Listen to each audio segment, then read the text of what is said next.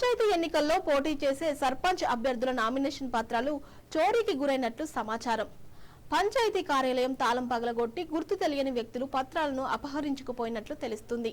ఈ సంఘటన పెద్దేమూల్ మండలంలో చోటు చేసుకుంది.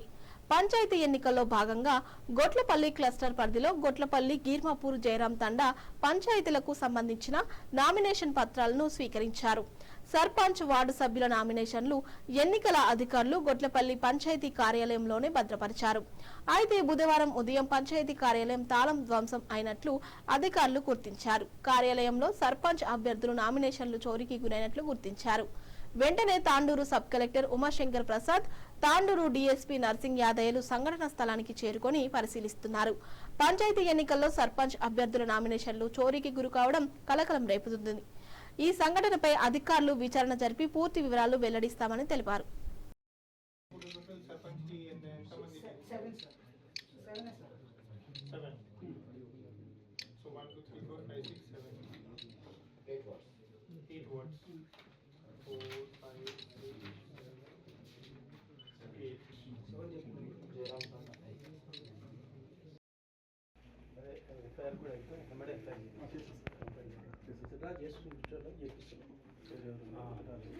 ఆల్రెడీ ఫిజికల్ ఫైల్ లేకుండా ఆల్రెడీ ఉన్నాయి సార్.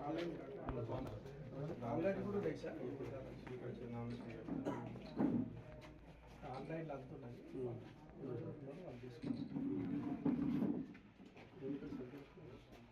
సార్. ఒకటి ఏసీ ఎల్బీకి ఆల్రెడీ పెట్టండి సార్.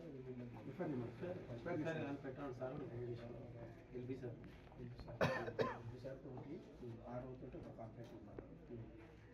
మెసేజ్ అయితే పాస్ చేయాలి కదా సార్. చేస్తాను సార్. ఆల్రెడీ మెసేజ్ ఇంతమంది ఆన్లైన్ ఉంది కదా సార్.